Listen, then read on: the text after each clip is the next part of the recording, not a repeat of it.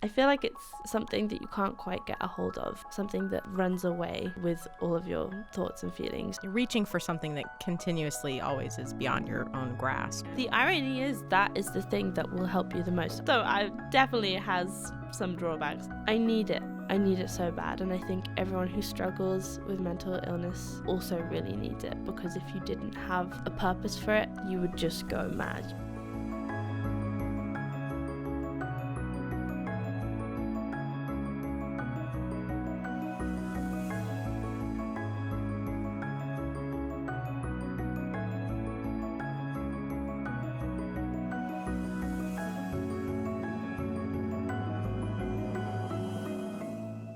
When we think about obsessed rare breeds, we think about people who are perfectionistic, who have an all-consuming work ethic, who feel like nothing's ever quite good enough. How do you consider yourself obsessed? I would define it as messy, uncontrollable, very frustrating. I feel like it's something that you can't quite get a hold of, something that runs away with all of your thoughts and feelings, and you kind of just have to go along with it because it's a lot happening. It can be useful. It can take you in places that you didn't think you needed to go to, but also it can take you in places you didn't want to go to and you can't quite figure out how to get back. To describe myself as someone who struggles with obsession is just the most truthful thing I've ever heard, and sometimes I love that about myself. I am obsessed, and I think it can make me almost magical, and if I look at myself in the best light, I'm like, heck yeah, I'm crazy. And then obviously there's just so much heaviness, there's so much dirt and disgustingness to it that it's just way too hard to drag through life. But yeah, there's so many ways of looking at it.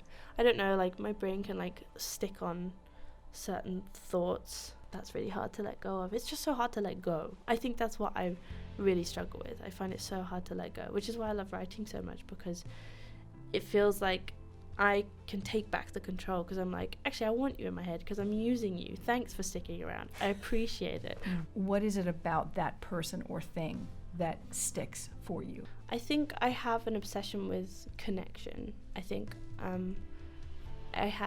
maybe in my upbringing, with my parents, I was taught that being so open and honest and sharing everything is the way to form deep, meaningful connections. And I had a best friend who there were no walls at all. It was everything. So when I see people and I recognize something that we could stick on that maybe we're not, I have an urge to really get that. I don't know, I just want that desperate connection. I think it's with special people or lonely people. I want to be the one that they can come to, because it will soothe my own need to feel needed. This really feels like a therapy session. So you said that you seek this kind of connection, right? And I think when you're obsessed, I think it's very isolating. You can feel very lonely. Do you think that that's because you have sort of tapped into that and realized that you are in fact alone? I think that's maybe the worst way of looking at it. I think if I'm feeling particularly bad, there is a truth in my head that tells me that I'm just so different and so fucked up that no one will ever really understand. And I think I'm way too forgiving of everyone, but only because I know that I am the most bad and the most disgusting and the most mistake making. But yeah, that's probably the worst way of looking at it. That's when I feel the loneliest, and I think that's a symptom of depression and mental illness, honestly. In my healthiest state of mind, I know that everyone is human and everyone feels lonely, and in that none of us are, because we all connect in that same way.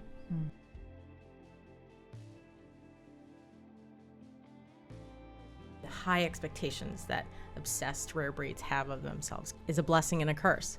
How do you toe the line between having something feel good enough versus going all in on something to make it absolutely perfect? Oh man. So I think as much as I'm struggling with the internet recently, I think I am very grateful for having grown up on YouTube, because I would make all of my songs and all of my kind of musical covers or whatever, like anything I've made, I used to just put online. And I even did projects where I'd make a video a day, like one video a day. And that really like forced me out of this like perfectionistic thing, like this obsession, because no matter what, I was on a schedule and I had to upload it even if it wasn't good enough. And like there is that phase of like turning on the tap and like letting things run so you get like all the muddy water out and like the clear water flow. And like I mean, sometimes I do agree with that. I think it's a really good practice to just keep making, even if it isn't good enough. Like if you keep making, you'll end up with something that you had an idea about from the beginning, whereas if you just sat and worried, you wouldn't have learned any of those lessons. So it is important to just keep going through it. But I definitely still am like guilty of, I don't know, that like feeling when something's come out and you're like, it's not quite right, and like I could have just like spent a few more months just like tweaking, fine-tuning, and like putting my foot down. But also that is really difficult. I think I have outside kind of like restrictions now, right, because I have to use a producer and like share my work with someone who can build it up in a way that I can't do. I also have people who are funding my things, so I have to have their notes and input because it's only fair, even though it's like, this is mine. So like, yeah, I don't know. I think I'm learning. Again, that's kind of like pushing that like instinctual feeling of like, this is mine and I need it to be perfect, of like practicing giving it to a lot of people. Do you consider yourself a control freak? Yeah, probably. Yeah, I think so. I don't know. Only in certain areas of my life. Definitely in music, for sure. And like studying your lyrics, they're like this metaphorical storyland. God. And they're intensely like perceptive. Mm-hmm. But perceptive people, they're obsessed people. What drives in you that obsession? I don't know. It's just something very deep down. I think, if I'm really honest, it comes from my upbringing and my family. It's something I go in therapy a lot, you know, like where did this come from? My parents are very deep feeling people and struggled with boundaries a bit. So I think I never really learned that restraint. I think I've always been someone who's, I don't know, like talked a lot and shared a lot and been very open with everyone. I've just been an open wound for like 24 years. So I think that brings a lot of obsession, which is painful, but definitely brings a lot of lyrics, a lot of feeling in lyrics. I really enjoy taking giant feelings and desperately finding a way to like present it in the smallest, neatest, most impactful way in a song. That feels really rewarding. And like once you get it, it just like, and I see it in other writers as well, like those are the songs that mean the most to me, like just something so heavy and so large summed up in a simple phrase that you can just softly sing and you're just like, oh, I love it so much. When did you realize that obsession could work for you? I don't think I ever really realized that, maybe just now.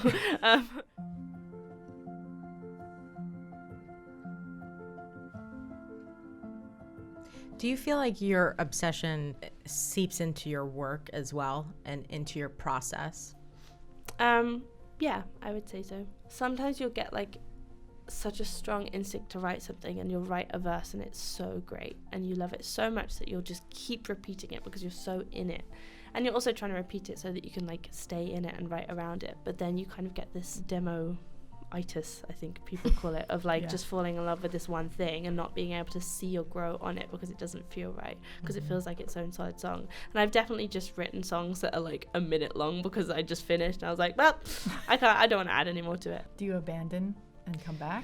Yeah, I would say so. And I really like that. And I think I used to have this opinion of like, if I don't write a song in a whole day and like it just poured out of me, then it's useless. But that was a while ago that I had that, and since then I've kind of like stuck together pieces of ideas that I've had and made these like Frankenstein's monster songs. Was there any song that was just one complete thought? I wrote a song called Defiant, Being Honest. Literally just poured out of me in like 20 minutes, and I really love it. I love it so much, and I really miss writing that way, because sometimes you just get overwhelmed and just it will like come out of you, and it's just like, I don't know where it came from, but like and I really like that. A lot of people say, is it hard to like play the songs that you wrote ages ago that don't apply to you anymore? But I still think because there's so much me in every song I write, like those themes just like crop up throughout everything that happens. So even if it isn't about the same person, it will come back around and it will mean something about someone else. It can feel pretty weird sometimes. Again, when I'm in my unhealthiest state of mind, it can feel really messy.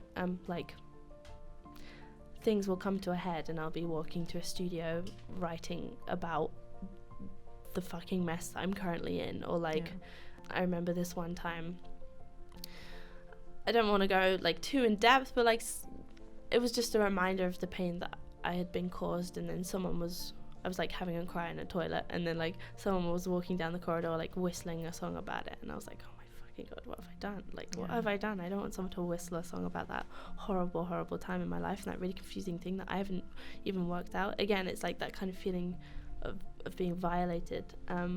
But I don't know, I think again, in my best states of mind, it's kind of cool, it's interesting to like play a show and sing a song about someone like that you can see their eyes of, and like there's a giant crowd around them of people singing it, and it's like, I'm in a fucking movie, like what is my life? It's so weird. Sometimes it feels what cool. is going on here? It's mental. Honestly, it's mental. Oh, Sometimes there are just moments in my life where I'm like, what is happening? And I kind of love it and I kind of hate it. What is going on in your mind when you're freaking and fretting over all of this stuff that you're feeling? It's kind of hard. Sometimes there is such a deep instinct in me to just put a lid on it and shove it away and truly disconnect and dissociate, which I do a lot of. I think that's my main gut reaction, to just not, because it's just way too much. It's just so overwhelming. I write a lot of letters to myself. I have a voice diary. So I talk to myself a lot. I talk to other people a lot, because I'm so desperate to process, because it's just so much to hold.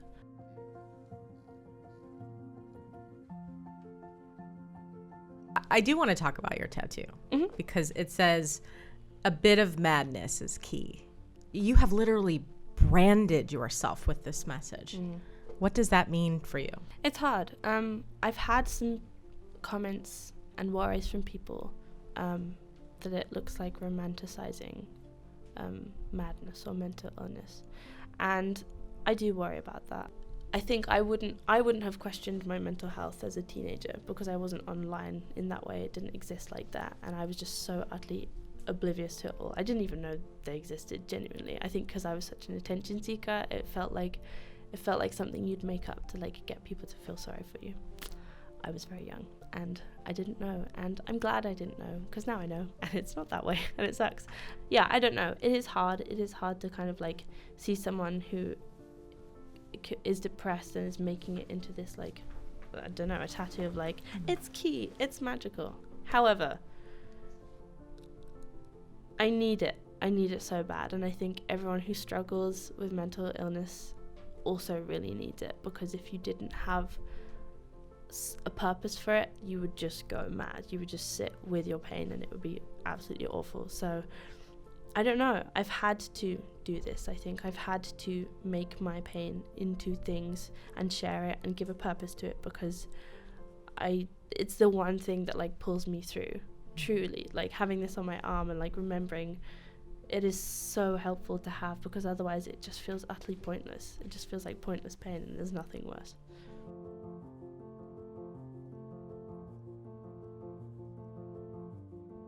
Have people told you that you're hard to love? Yeah, I've definitely read a lot of things online that are just like that. Someone close to you. Who like knows you. Yeah. Especially recently. I might cry. I can already feel myself welling up. Yeah, I think it's so. It's okay to cry. I know. I cry every damn day.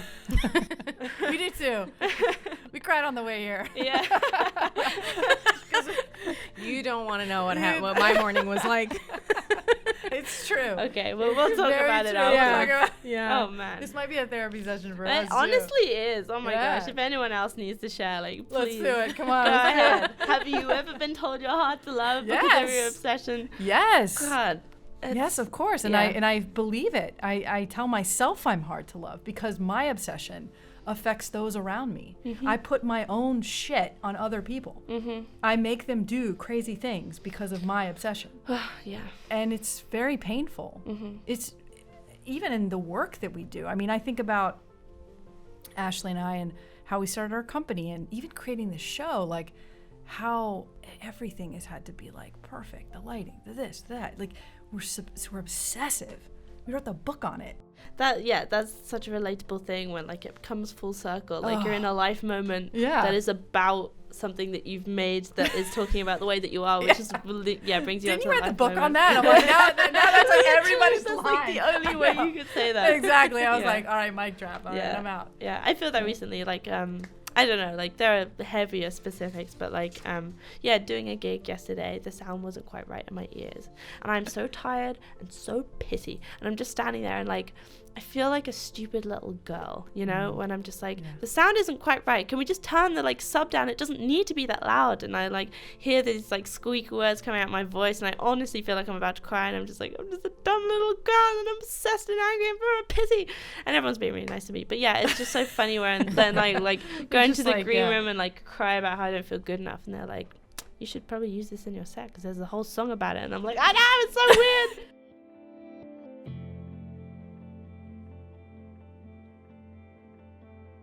Do you notice that you tend to drive other people mad? Obsessed people, when you want it right, and you fight for your ideas, and you fight for the things that you believe in, and like a dog with a bone, you don't let go of them often, even though you're constantly being told it's fine, it'll be fine, blah, blah. It frustrates others. I'm always terrified of that happening, and I'm always ready for it, so I'm constantly apologizing. I think I've been around people who've been like that, but I've kind of absorbed it. I think it makes mine worse because I'm like, well, they're perfectionistic, like I need to be perfectionistic too. Like I admire that in them somewhere, so I need to turn mine up. You seem so self-aware with that, those sort of vices and virtues. When's the last time that you just said, fuck it, I'm not listening? Being on tour, like it comes up a lot. It's been hard recently. Why? Because I don't know. I think when you're on tour, like, I'm literally singing in front of a giant light up name that is mine. And that's really hard when you hate yourself a lot of the time. So I think it just puts a spotlight on all of your insecurities and all of those voices. But you have to tell it to shut up. You have to say, fuck it, fuck off, because you're playing a damn show. And if not, you'll use it when you're singing, because you'll bring it forward when you're singing these words about how you feel so awful. What would it take for you to love yourself? I do sometimes. A lot of the time I Sometimes? love myself. Yeah. I don't know. I don't know. I mean, I think we're all learning, aren't we? I think we all do and we all don't at the same time. I think other people help. When other people love me, I love myself. And I so luckily have people who do. I think I'm going through therapy. I've mentioned it 5 times. You just met your other therapist. You owe us? Yeah. I was gonna say you owe us $1,000. 18 euros. $1,000. Oh my This god. is gonna cost you, you know. This is honestly What's been the like, going rate for therapy sessions in New York City? Therapy is helping. Friends are helping. I don't know. I think you just have to be okay with the fact that you will and you won't, and you can write about it. Yeah.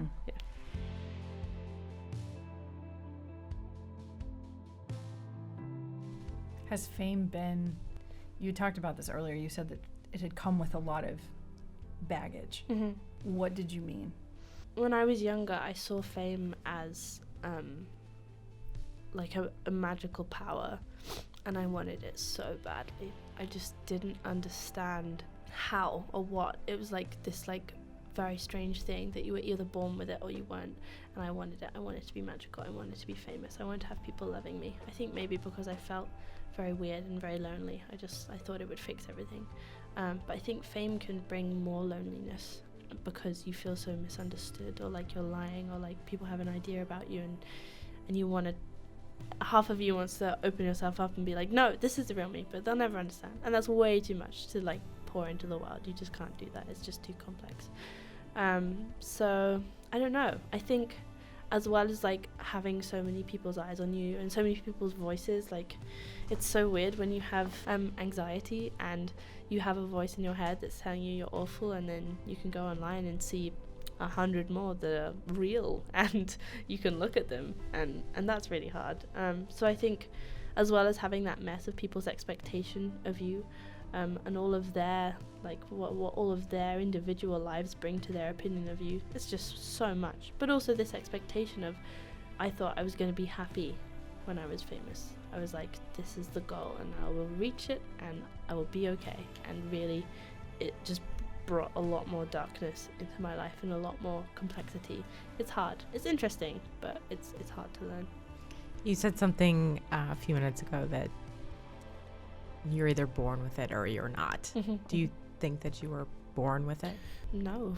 I honestly think sometimes, I think I might have said like a line in my life before, because I really feel like I was on this set path, and then when this happened and I was able to do the things that I was told I couldn't do, it kind of feels like my train went off the track, and I started feeling very disconnected at that age. I have a condition, it's called derealization. I don't know if you've heard of it. Depersonalization. I feel very, very spacey a lot of the time, just like physically different, and I struggle with that daily, hourly, secondly.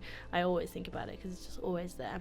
So I mean that in a physical mental health way, but also in a like just general speaking, like I feel very disconnected and very strange now, because I really, really thought I was just gonna live in Essex and go to school and become a teacher and die disappointed but ignorant and happy, and I am now not on that path.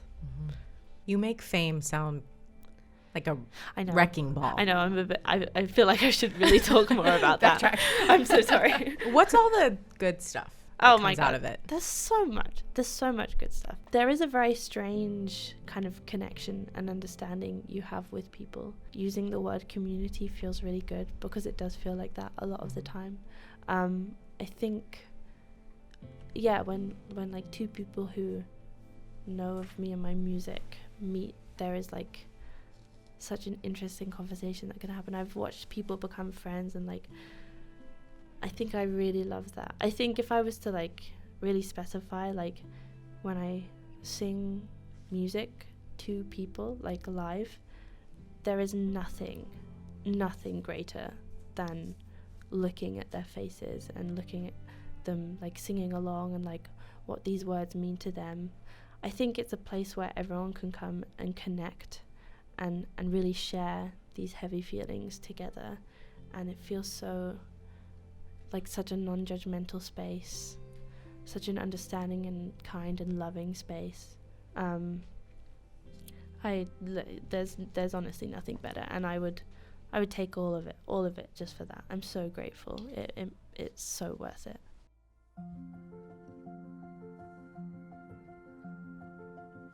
What makes you a rare breed? In having the obsession, and in having pain and the struggles, in having the vices, it does make me very empathetic, because I think I can put myself in the shoes of people who have been hurt, but people who have hurt. And I think that's really helpful to have in communication and sharing empathy and understanding, mixed together with music and translating that through words. Maybe that. I don't know. Yeah. You are one of a kind.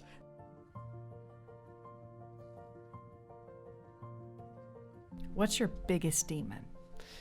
I don't know. It's a whole struggle. Actually, no, I found it. You've got the word. Yeah. Needing to feel special. That comes forward in like so many different ways. Like, I don't know, am I really honest and open because I like to be, or because I want people to tell me that I'm like some magical special human being, and like I just want to feel so significant in people's lives, and when I meet them I want to make an impact. And I don't know, sometimes I can build people up so much because I want them to love me, but that means like if I let them down then they fall so much harder, and I do. Yeah, don't know. It's interesting when you say that, because you do have a lot of people who like revere you, and sometimes when obsessed is your vice and your virtue, that's we think that's going to get us to the point where we can kind of live with ourselves. But then it's always like, well, that's not actually enough either. Because it's an attainableness of 'cause perfection that you never reach. Well, it's not even perfection. It's just you're reaching for something that continuously always is beyond your own grasp. You know, it's like that more. I need more of it. I have it. Actually, I have a lot of it. But I need more of that to fulfill me, to constantly feel like it's not enough. And that's the danger of this obsession, is the dark side. And that can do a lot of damage and a lot of detriment to things, as you know.